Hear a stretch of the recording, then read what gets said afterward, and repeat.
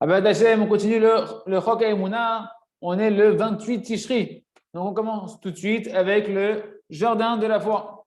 Donc le Rav nous dit, lorsqu'un homme il se renforce à Emouna, alors toutes les épreuves qu'il peut traverser dans sa vie, toutes les situations qui sont difficiles de sa vie, Ken, il peut tout traverser facilement dans sa vie. Pourquoi? Parce que dès qu'il est ma'amin, que ça vient d'Akadosh Baruch Hu, que ça vient d'Ashgacha, par la providence divine, et que ce n'est pas du hasard, ce n'est pas venu maintenant quelque chose de naturel, et que grâce à ça, maintenant, il arrive à se tourner vers Akadosh Baruch Hu. Et bien, par le fait qu'il se renforce maintenant d'une émouna shlema dans son épreuve, il peut traverser ses épreuves et ses difficultés avec une vraie réussite. Et pas simplement ça. Il va être délivré en réalité de toutes les souffrances qu'il y a dans ce monde-là. Et non seulement qu'il va être délivré des souffrances, c'est pas que ça, une dit le Rav. Ça va même te construire. Les souffrances, quand tu les traverses avec la Emouna, elles vont te construire, elles vont t'enrichir ton esprit. Et l'essentiel, c'est que si tu traverses tes difficultés avec la Emouna, tu vas mériter dans tes épreuves de connaître Akadosh Baruch Hu. Et c'est ça tout le but pour lequel tu as été créé sur Terre. C'est pourquoi en réalité, c'est également ça, tout le but des souffrances et des difficultés qu'un homme traverse dans sa vie. De te rapprocher et non pas de t'éloigner. Si tu traverses ton épreuve en cherchant Hachem, en parlant à Kadosh Baruch Hu, en renforçant ta Emouna, et bien l'épreuve, elle atteint son but qui est de te rapprocher et non pas de t'éloigner. Comme c'est marqué dans Sichot Haran, Rabbi Nachman nous dit, celui qui a de la Emouna, sa vie c'est une vraie vie. Il passe toute sa vie dans le bien constamment.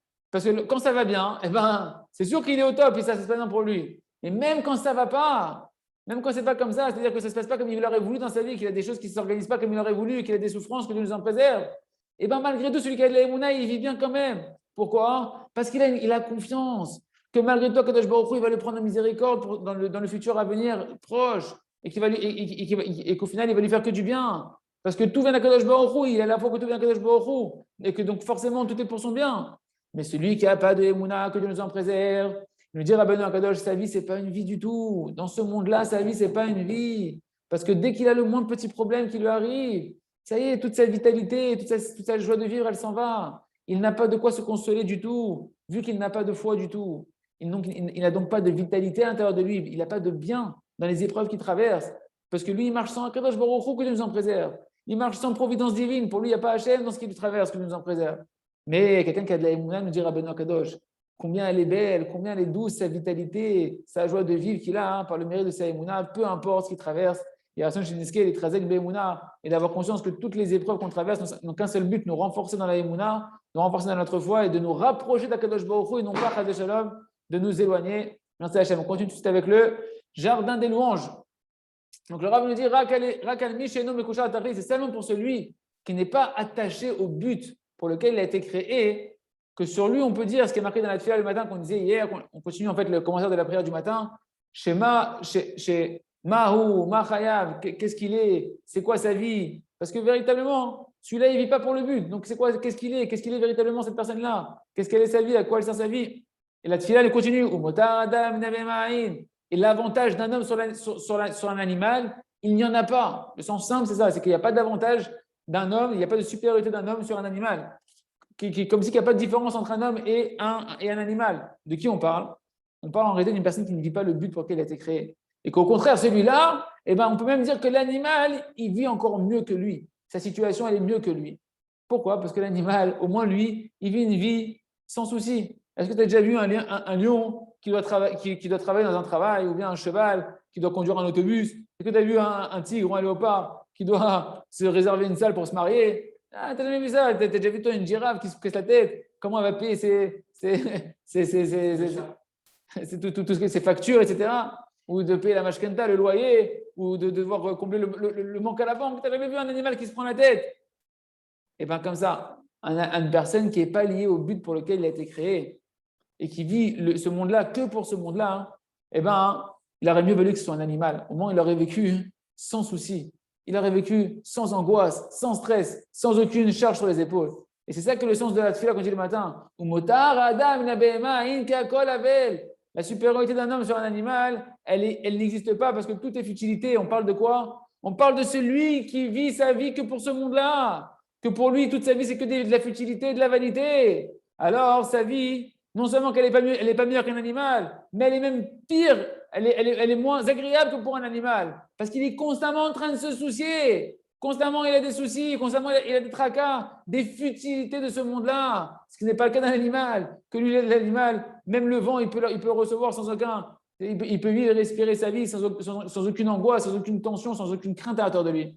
Mais celui maintenant qui vit sa vie pour le but pour lequel il a été créé, qui vit sa vie pour sa neshama, pour accomplir sa neshama et connaître Kadosh Baruch Hu, et bien là, c'est complètement autre chose. C'est pour ça que la prière, elle continue juste après, la même prière, elle continue et elle change complètement de sujet. Elle nous dit, les Vada Neshama Théora, la seule supériorité qu'il y a sur un animal, entre l'homme et l'animal, c'est la Neshama, c'est la pureté de ton âme. Que elle va devoir rendre des comptes devant un Kadosh Baruch Hu, devant le trône de gloire d'Akadosh Baruch Hu. Et c'est ça qui te fait rendre mieux qu'un animal, que ta vie elle est meilleure qu'un animal. Parce que cette Neshama qui est pure, c'est un autre domaine complètement. Et elle va devoir rendre des comptes tous les jours. C'est ça qu'on fait des doutes. Tous les jours, elle monte là-haut, rendre des comptes devant Kadosh Baruch Hu. Et elle a une vitalité, une vie qui est éternelle. Elle est attachée à l'éternité. Et elle n'a aucun lien, la Neshama, l'âme, avec les futilités de ce monde-là. Et cette Neshama qui est pure et qui est éternelle, eh ben, c'est l'héritage et c'est le cadeau qu'a reçu le Ham Israël. C'est pour ça que quand on vit pour la Neshama, quand on vit pour faire briller sa Neshama, quand on vit pour s'attacher à Kadosh Baruch Hu avec notre Neshama, alors on peut continuer la suite de la prière. On remercie à Kadosh Baruch Hu pour la vie dans ce monde-là déjà. Et c'est ça la suite de la Tfila. Mais nous, on n'est pas comme les Goïm. Nous, ton peuple dans lequel tu as scellé ton alliance, on est les fils d'Abraham que tu as aimé, que tu l'as promis sur le Har Moria, à sa descendance de Yitzhak, son fils, lorsqu'il a fait le sacrifice de Yitzhak sur le Misbéach, à l'assemblée de Yaakov, ton fils aîné, que tu l'as choisi parce que de l'amour que tu l'as aimé et de la joie que tu as eue de lui, tu l'as appelé Israël, tu nous as appelé Yishurun. Parce qu'on remercie Kadosh Baruch Hu parce que nous, notre vie, c'est une bonne vie. C'est une vie qui est éternelle, qui s'inscrit dans l'éternité, qui a du sens, qui te permet de traverser toutes les épreuves avec du sens. C'est pourquoi on est obligé de remercier Kadosh Baruch Hu sur notre vie de ce monde-là déjà. Parce que notre vie, elle a un but. Et c'est ça la suite de la prière du matin qu'on dit. Les firar, c'est pourquoi, écoutez bien ce qu'a dit la tfila. Anachnu chayavim leodot lecha. C'est pas, on se doit de te remercier, on est obligé de te remercier, de te louer, de te glorifier, de te faire des louanges, de te remercier Kadosh Baruch Hu, on doit louer ton nom. On est obligé. Le Rav nous dit, regardez bien, c'est pas marqué que c'est bien de louer Hachem, que ce serait bien, ce serait convenable qu'on loue Kadosh Baruch Hu. Non, c'est une obligation. On a un devoir de remercier Kadosh Baruch Hu. Et la suite de la prière, c'est ça. Donc c'est Ashreinu, Matov Chelkenu, combien on est heureux, combien elle est belle notre part. Ça, c'est les prières du matin extraordinaires qu'on peut faire en chantant Ashreinu, Matov Chelkenu, Manaim Goralenu. Combien elle est belle notre part, combien il est heureux notre sort. Heureux sommes-nous qu'on se lève le matin et qu'on reste encore tard dans les Bate Knesset, dans les Bate Midrashot, dans les maisons d'études, et que tous les jours, on dit 2 fois par jour Shema Israël, Hashem Elkenu, Hashem Echad. Voilà comment le Rav nous a fait voir la prière du matin qu'on fait en introduction de la Tfila, où Mamash, on se rend compte que c'est un devoir de louer Akadosh Baruch Hu, mais que ça prend du sens de louer Hachem quand on vit sa vie pour le but pour lequel on a été créé, qui est le but de la Neshama, que la Neshama, elle connaisse Hachem, et merci Hachem qu'on puisse remercier Akadosh Baruch Hu tous les jours et avoir conscience que ce n'est pas un plus, mais que c'est un devoir de travailler le remerciement. On continue avec à travers champs et forêts pour faire notre heure du Boyout aujourd'hui. Et merci Hachem, les Fachot au moins.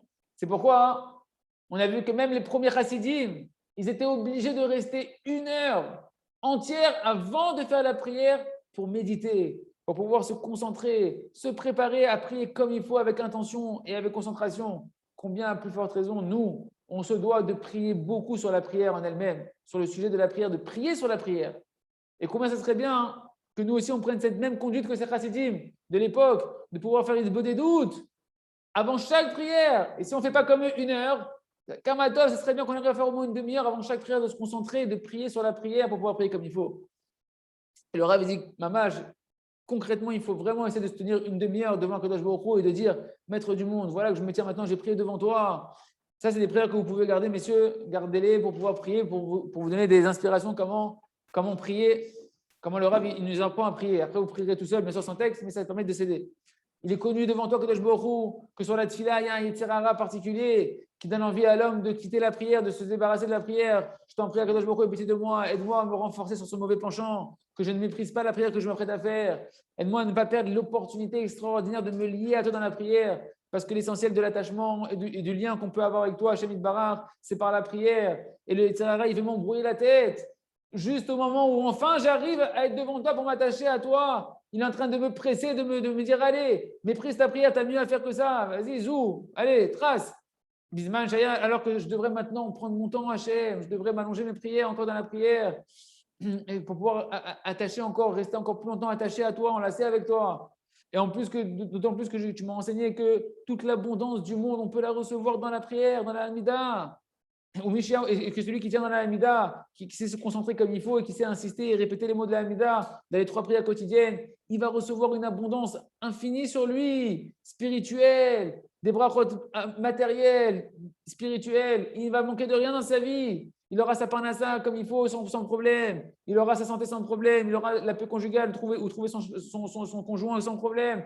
Il pourra recevoir la compréhension de la Torah, de la Emouna, etc., etc., etc. Comme ça, tu dois prier à Kadosh Baruch Hu pour prendre conscience. Qu'Hachem il éveille en toi la conscience de la prière. Donc, concrètement, en réalité, ça, ce qu'on a vu ici, ce n'est pas que devant la Mida qu'il faut le faire, c'est avant chaque prière, avant la Hitbo des doutes, avant de faire les Télim, avant de faire l'écouter de filote, de prier sur ce que tu vas prier pour pouvoir prier comme il faut. C'est pourquoi, plus tard dans le CVR, on verra que le Rav va dire qu'au début de la Hitbo des doutes, quand tu fais Hitbo des doutes au début, c'est très très bien de consacrer quelques minutes au moins où tu vas prier sur ta Hitbo des doutes en elle-même pour recevoir l'aide du ciel, de prier correctement ta Hitbo des doutes.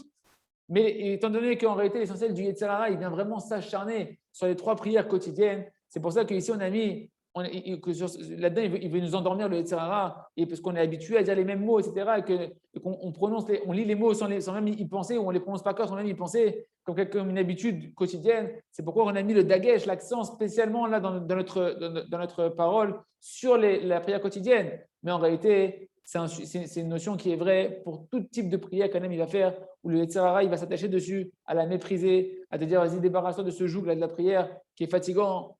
Et sur ça, il faut faire des doutes et il faut prier sur la prière pour acquérir l'arme de la prière. Parce que même la des doutes, il y en a aussi, même pour la des doutes, il y en a qui finissent par s'habituer et qui commencent à la faire de manière monotone. Quelqu'un qui a l'habitude de faire des doutes, il peut arriver à la faire avec monotonie.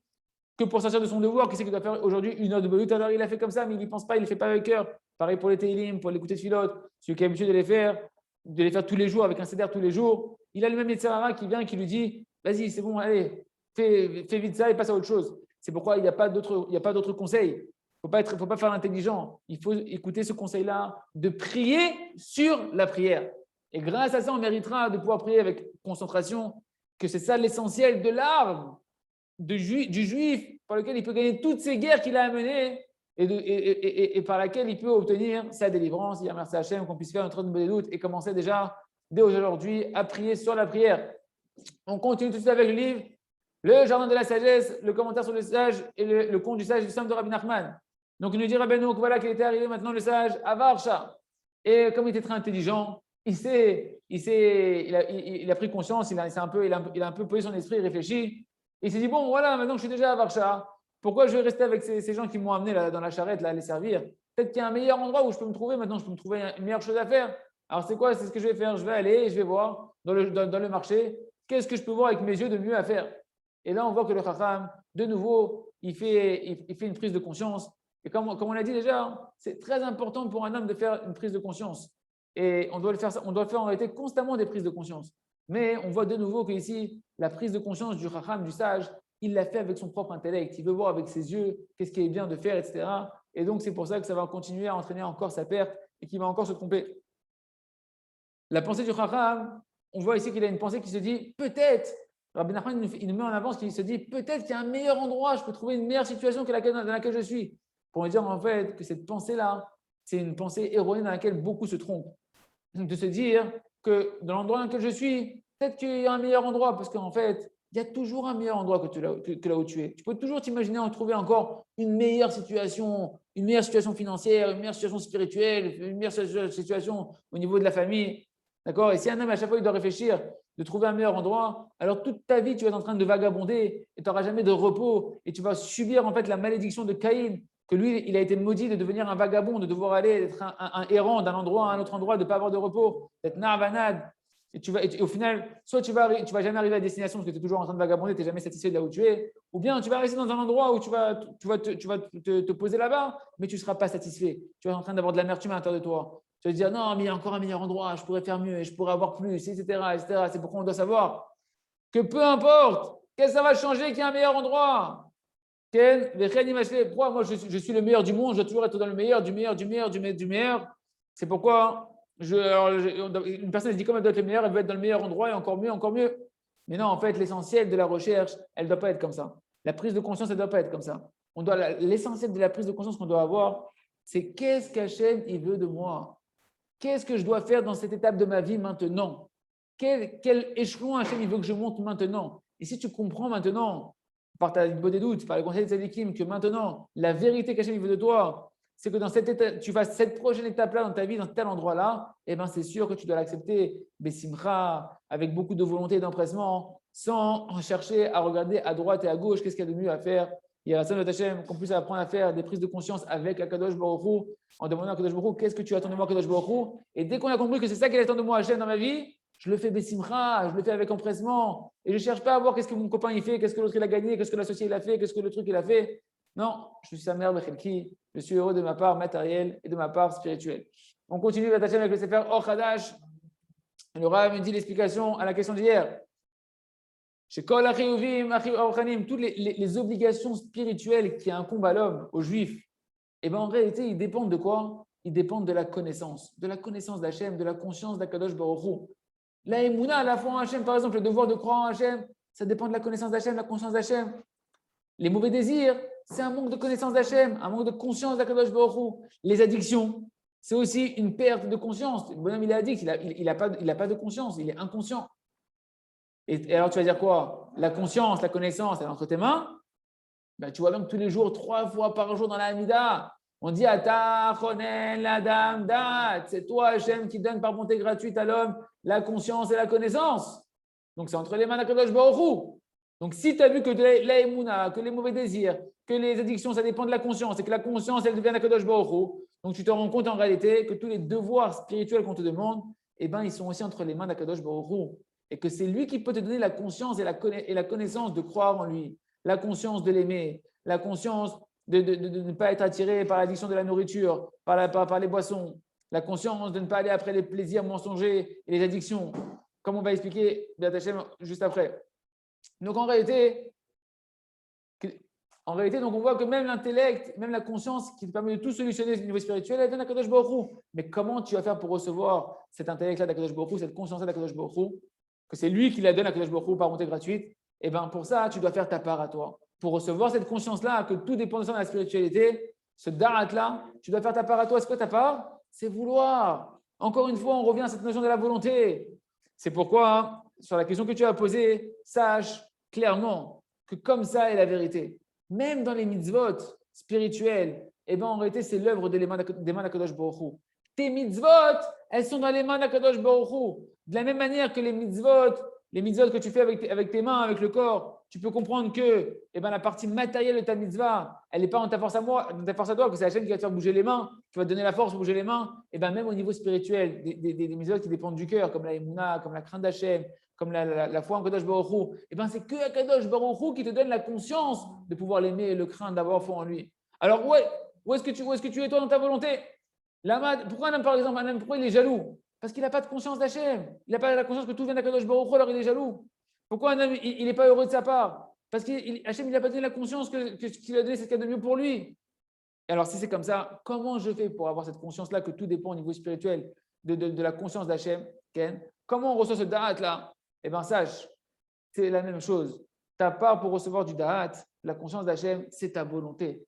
Hachem, il donne de la conscience et de la connaissance d'Hachem pour celui qui veut la conscience d'Hachem, pour celui qui veut la connaissance d'Akadosh Baruch Hu. C'est pourquoi c'est marqué dans Sefer Daniel, chapitre 2, verset 21. C'est marqué qu'Akadosh Baruch Hu, Ya'ev Chochmeta lechakimin. Il donne l'intelligence à ceux qui sont déjà intelligents. Et la Gemara dans Brachot, page 55, a posé la question. Elle dit, Akadosh Baruch Hu, il lui donne la sagesse que à celui qui a déjà en lui de la sagesse. Alors, c'est difficile ce raisonnement-là. D'où elle vient la première sagesse? Si Akadosh Baruch Hu donne la sagesse à celui qui a de la sagesse, d'où tu as la première sagesse pour qu'Hachem donne la sagesse? Et Rabbeinu Yonah, sur Masechet Pirkei Avot, chapitre 4, la Mishnah Aleph, là-bas, il nous dit qu'en réalité, c'est quoi la première connaissance que tu dois avoir pour qu'Hachem te donne la sagesse? Eh bien, c'est l'amour de la sagesse, la volonté de recevoir de la sagesse. C'est ça la première sagesse que tu dois avoir, c'est ça le réceptacle que tu dois avoir pour qu'Hachem te donne la sagesse.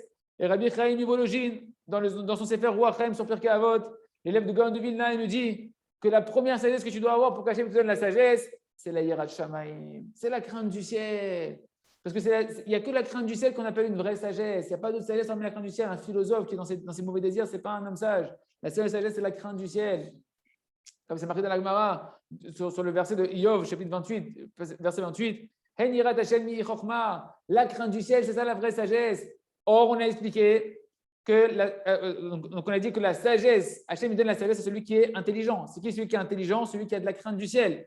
Donc c'est-à-dire que Baruch Hu donne la chokhma, la sagesse, à celui qui a de la crainte du ciel.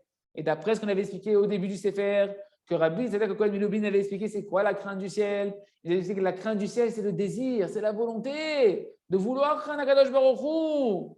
Ah, n'est-ce pas que la crainte du ciel, en elle-même, maintenant, tu la reçois aussi d'Akadosh Baruch Hu. Il faut la désirer pour la recevoir d'Akadosh Baruch Hu. Donc, en réalité, il se trouve que les deux explications, c'est une seule et même explication. Akadosh Baruch Hu, il donne la sagesse à celui qui veut la sagesse. Et de là, on comprend, et donc il donne la sagesse à celui qui a de la Yirat Shamayim, à celui qui veut de la Yirat Shamayim, à celui qui veut de la crainte du ciel. Et de là, on peut apprendre que même la sagesse, la Chokhma, elle est entre les mains d'Akadosh Baruch Hu. Et un homme, il va mériter la sagesse que par sa volonté, parce que c'est la seule chose qui est entre ses mains. Donc en réalité, tout ce qui est, que ce soit les mitzvot matériellement ou les mitzvot qui dépendent du cœur, que ce soit tout ce qui se passe dans la vie, tout dépend de ta volonté. Et donc, tu comprends en réalité que tout est dans les mains d'Akadosh Baruch Hu. Tu n'as pas à te culpabiliser de ne pas avoir réussi ou d'avoir matérialisé ce qu'Akadosh Baruch Hu demande de toi ou pas. Ce que tu dois te culpabiliser, Kaviachol, c'est de ne pas avoir assez voulu, de ne pas avoir assez désiré. Mais ça, en un instant, tu peux le changer. Donc, tu n'as pas à te culpabiliser. En un instant, tu dois prendre des bonnes résolutions de vouloir, de continuer à vouloir faire la volonté d'Akadosh Baruch Hu et d'augmenter les volontés et les désirs de vouloir faire Akadosh Baruch Hu. Et Akadosh Baruch Hu nous conduira dans son chemin pour pouvoir matérialiser ses volontés dans des actions et dans des services divins concrets. Merci Hachem, Chazak, Benitrazek, à demain pour la suite du Chok Emunah.